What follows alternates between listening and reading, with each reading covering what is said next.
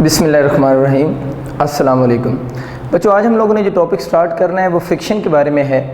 Friction का topic हमारे course में तो नहीं है, लेकिन फिर हम इसको पढ़ क्यों रहे हैं अगर कोर्स में नहीं है। तो जो हमारी मोशन की क्वेश्चन है ना, आइदर वो बॉडी लीनियर मोशन ग्राउंड के ऊपर कर रहा हो, वो बॉडी इंक्लाइंड प्लेन के ऊपर मूव कर रहा हो, इवन वो बॉडी वर्टिकल मोशन कर रहा हो, या वो जो बॉडी है वो सर्कुलर मोशन कर रहा हो, इन सब के जब हमारे कोर्स में एमसीक्यूज आते हैं इन सब मोशंस के, तो इनके साथ फ्रिक्शन के क्वेश्चन लिंक होकर आते हैं।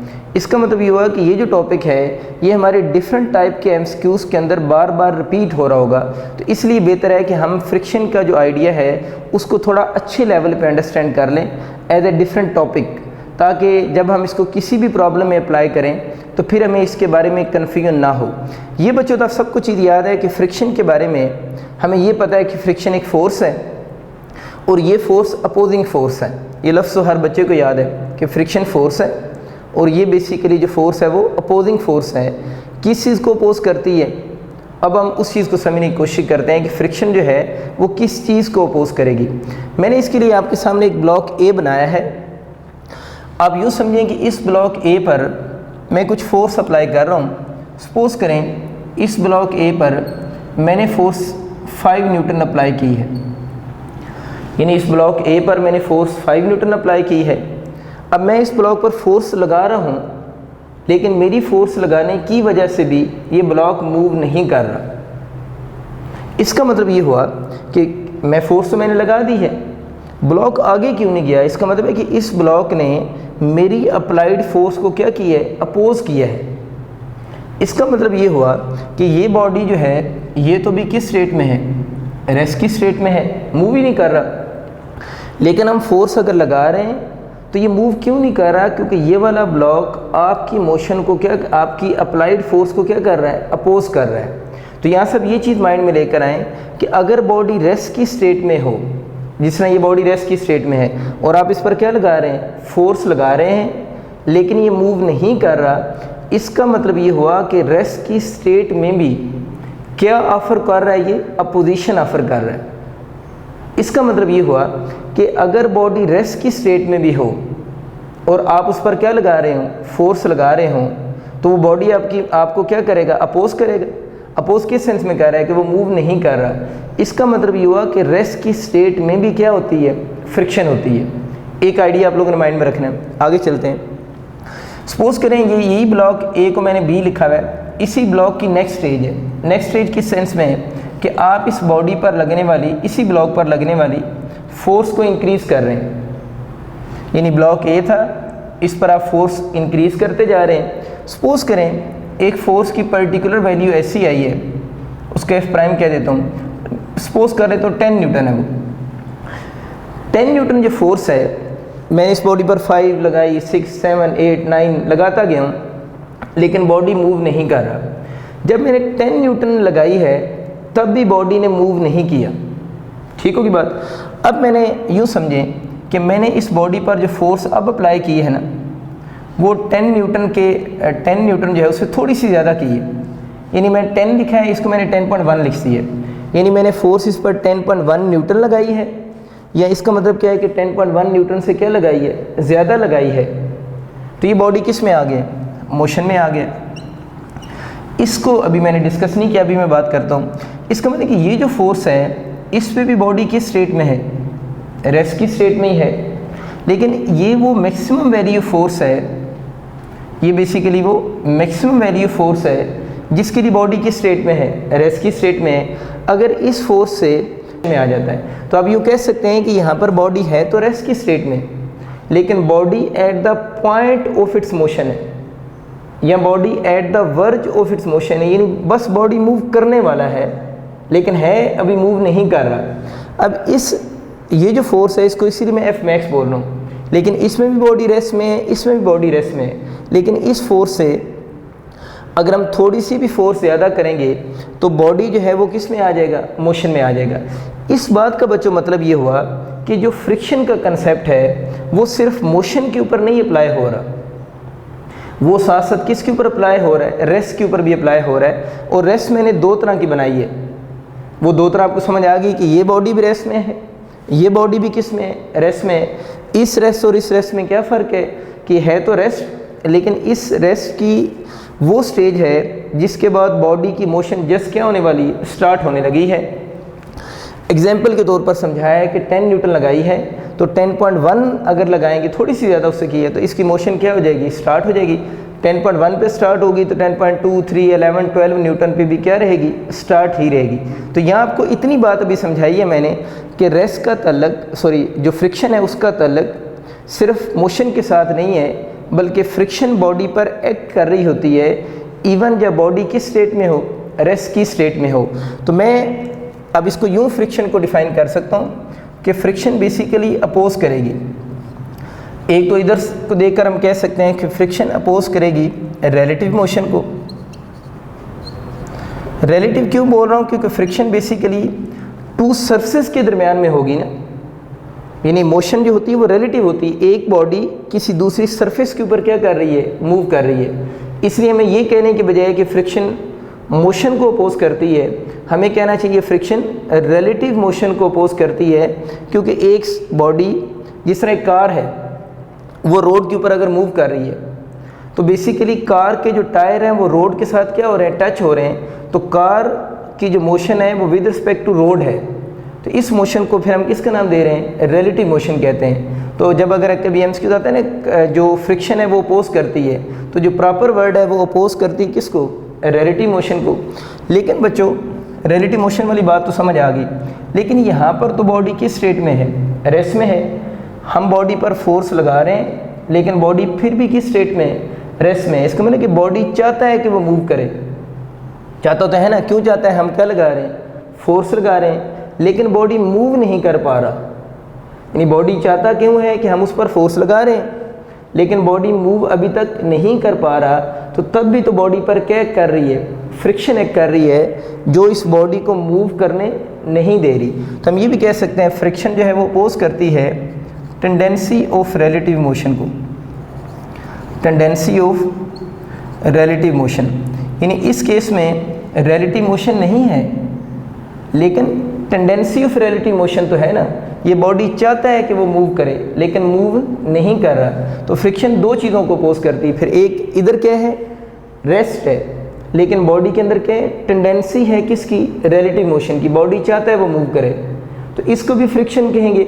और इस केस में अगर बॉडी मूव कर रहा है तो उसकी रिलेटिव मोशन को भी बॉडी जो फोर्स अपोज करेगी उस फोर्स को भी हम किसका नाम देंगे, फ्रिक्शन का नाम देंगे। अभी हम इस आइडिया को फर्दर आगे लेकर चलते हैं। देखिए इसका मतलब ये हुआ कि अगर मैं टाइप्स ऑफ फ्रिक्शन बनाऊं तो मुझे 3 स्टेजेस बनानी चाहिए, एक इसके लिए, एक इसके लिए और एक इसके लिए ना। तो अब हम आते हैं टाइप्स ऑफ फ्रिक्शन की तरफ। टाइप्स ऑफ फ्रिक्शन, तो टाइप्स ऑफ फ्रिक्शन बच्चों अब 3 होनी चाहिए। एक होनी चाहिए हमारे पास काइनेटिक फ्रिक्शन,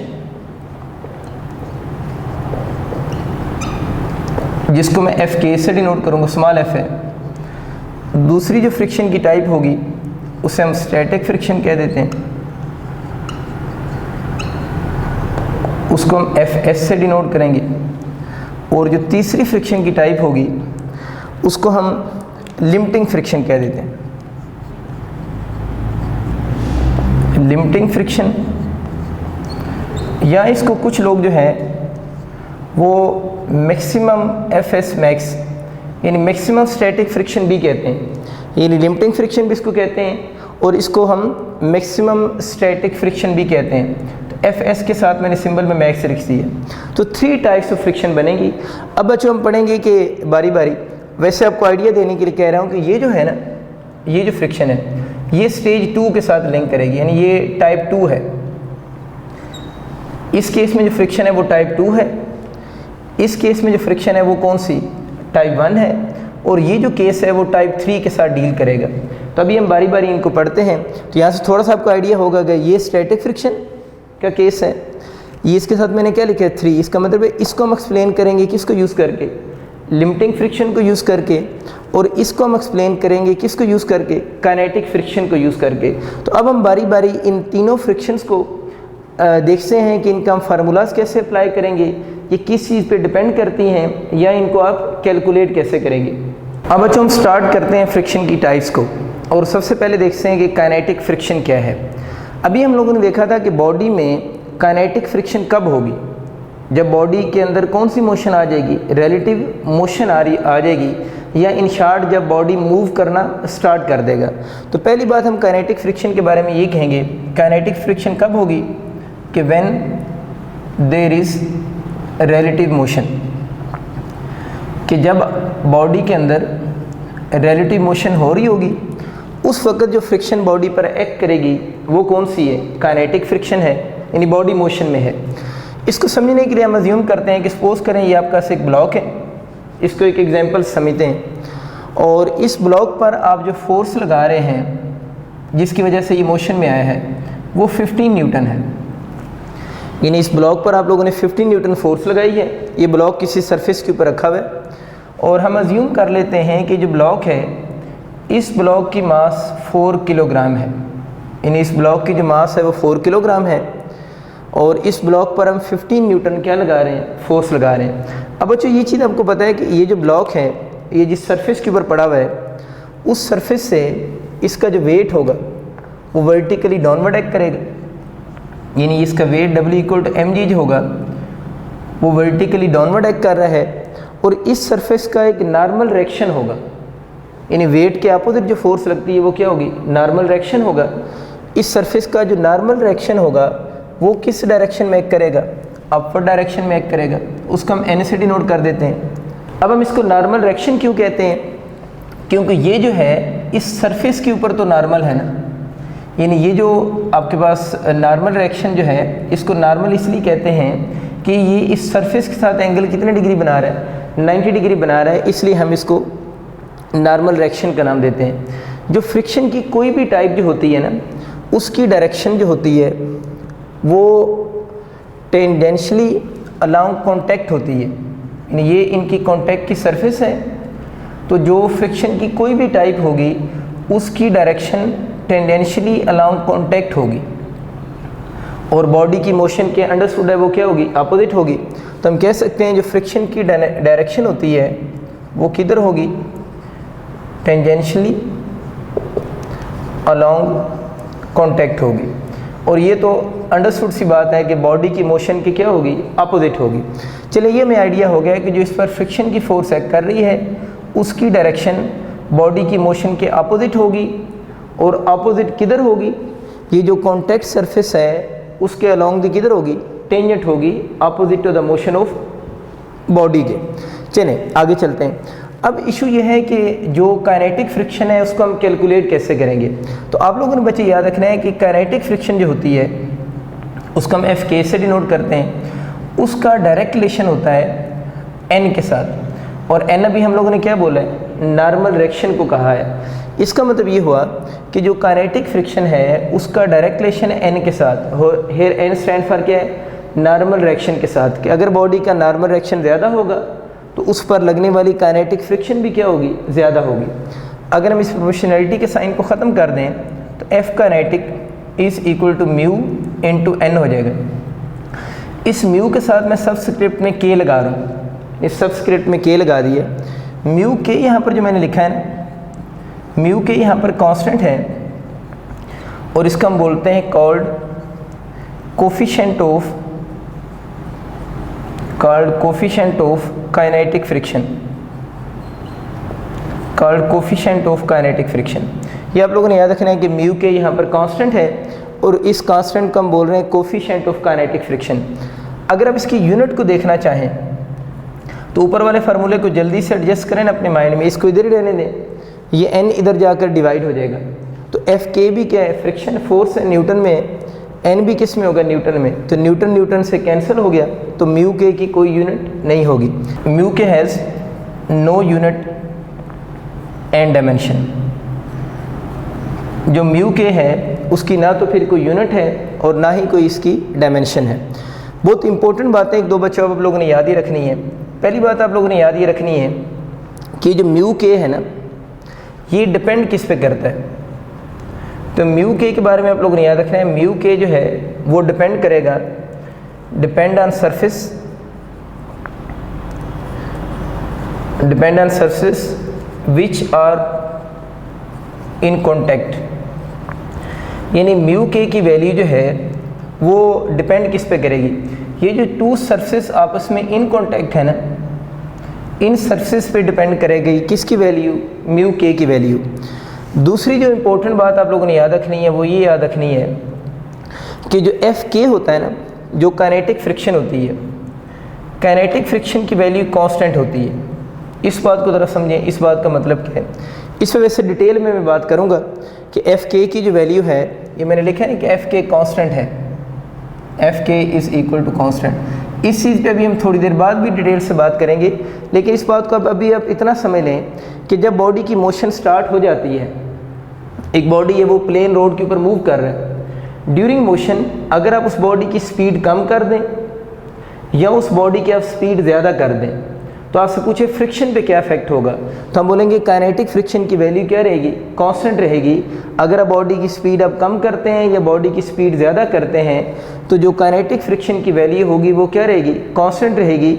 अगर वो जो सरफेस हैं उसकी नेचर चेंज ना हो, क्योंकि फ्रिक्शन एफ के किस पे डिपेंड कर रहा है, म्यू के पे तो कर रहा है, और उस बॉडी के नॉर्मल रिएक्शन पे डिपेंड कर रहा है। तो नॉर्मल रिएक्शन अगर बॉडी सेम है, जिस तरह ये वाला ब्लॉक है, तो अगर ब्लॉक प्लेन रोड के ऊपर मूव कर रहा है तो नॉर्मल रिएक्शन तो इसका चेंज नहीं हो रहा, और अगर सरफेस भी चेंज नहीं हो रही, सरफेस भी सेम है, तो हम ये बोलेंगे काइनेटिक फ्रिक्शन क्या रहेगी, कांस्टेंट रहेगी।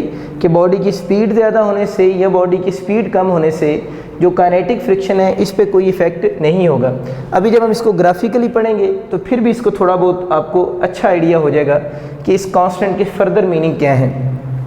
देखिए इस सिचुएशन के लिए ये जो मैंने डायग्राम बनाई है, अब हम काइनेटिक फ्रिक्शन कैलकुलेट करते हैं, बल्कि दो क्वेश्चन कैलकुलेट कर लेते हैं।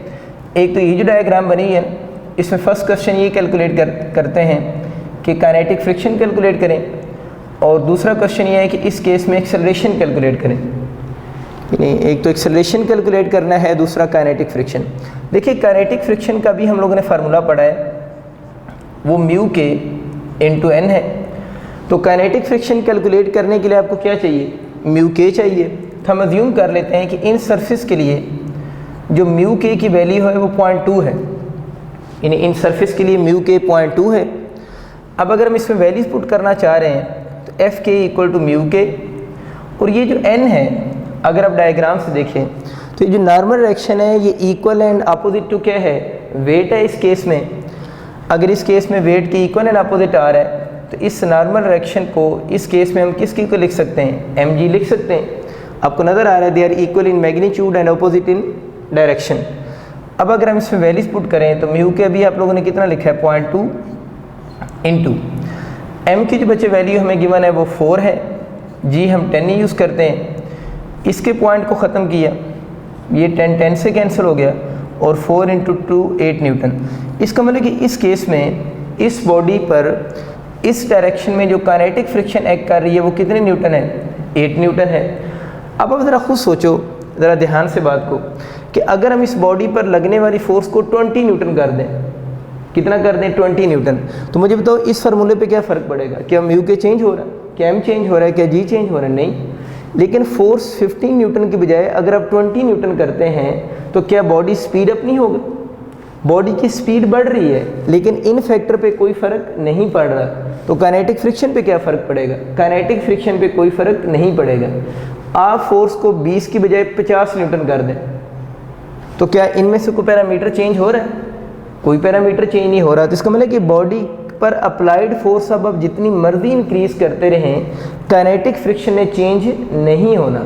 इसलिए मैं कह रहा था कि काइनेटिक फ्रिक्शन जो होती है वो कांस्टेंट फ्रिक्शन है, इसकी जो वैल्यू है वो चेंज नहीं हो रही होगी। अब देखते हैं दूसरी जो चीज़ आप लोगों ने कैलकुलेट करनी थी वो इस केस में था कि एक्सेलरेशन कैसे कैलकुलेट करेंगे। देखिए बच्चे इस बॉडी पे गौर करें कि इस बॉडी पर अगर अप्लाइड फोर्स 15 न्यूटन है तो जो फ्रिक्शन की फोर्स है वो कितनी लग रही है, 8 न्यूटन लग रही है। एक्सेलरेशन हम न्यूटन सेकंड लॉ से कैलकुलेट करेंगे जिसमें F net force equal to M में लिखा जाता है। अब अगर इस ब्लॉक पर लगने वाली हम नेट फोर्स को कैलकुलेट करें तो नेट फोर्स कैसे कैलकुलेट होगी, F जो आप उस पर अप्लाई कर रहे हैं उसमें से माइनस करेंगे किसको, काइनेटिक फ्रिक्शन को।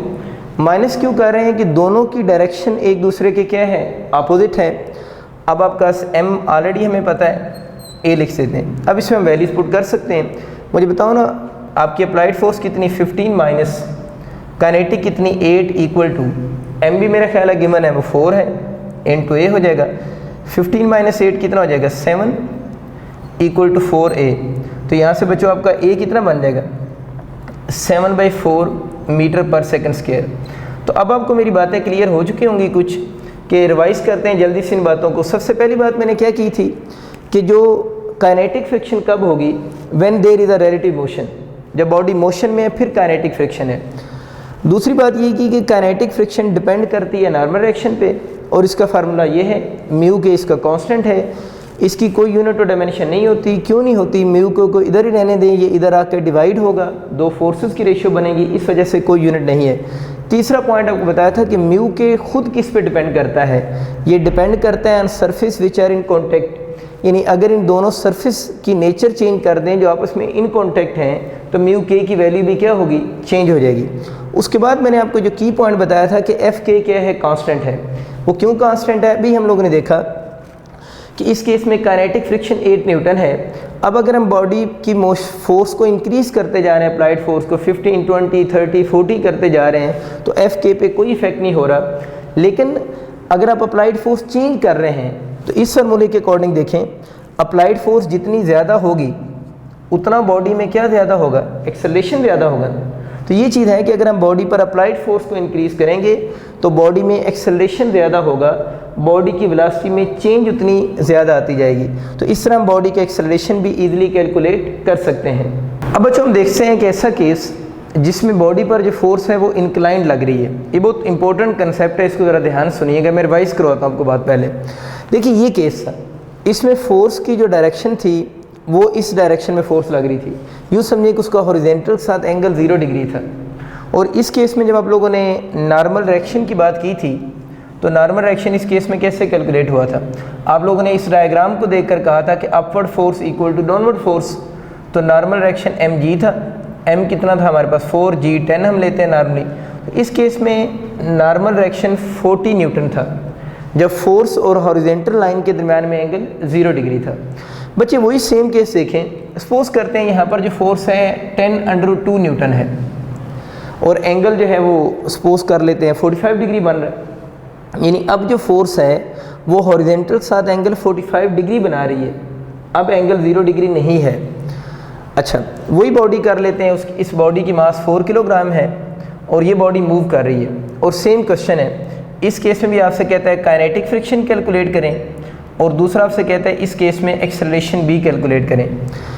देखो बच्चों, अगर आप लोगों ने काइनेटिक फ्रिक्शन कैलकुलेट करनी है तभी हम लोगों ने देखा है कि उसके लिए आपको नॉर्मल डायरेक्शन चाहिए। और नॉर्मल डायरेक्शन हम कैसे निकालते हैं, सम ऑफ अपवर्ड फोर्स, इस केस में मैंने लिखा इक्वल टू डाउनवर्ड फोर्स, यानी जो अपवर्ड फोर्स थी वो इक्वल टू डाउनवर्ड फोर्स थी और वहाँ से मैंने n की वैल्यू निकाली, वो तो सीधी सीधी 40 न्यूटन आ रही है।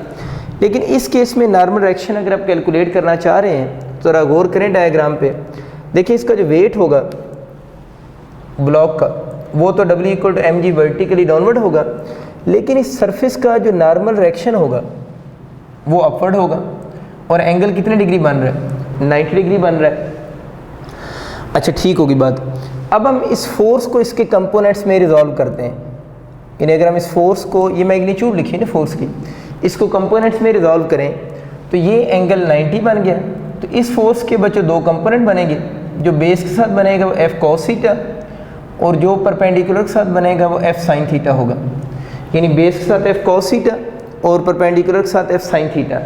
पहले जो अपवर्ड फोर्स लग रही थी वो सिर्फ n थी, लेकिन अब जो अपवर्ड फोर्स है वो n भी है प्लस कौन सा है, F sin थीटा भी है, और डाउनवर्ड फोर्स जो है वो किसकी इक्वल है, W की इक्वल है। तो अब बच्चों नॉर्मल डायरेक्शन कैसे कैलकुलेट करेंगे, नॉर्मल डायरेक्शन क्यों कैलकुलेट कर रहे हैं, क्योंकि काइनेटिक फ्रिक्शन में क्या यूज़ होता है, नॉर्मल डायरेक्शन यूज़ होता है। लिखवाएं मुझे शाबाश, कैसे लिखेंगे, n प्लस क्या लिखूँगा, देखें डायरेक्शन सेम इसलिए प्लस F sin थीटा।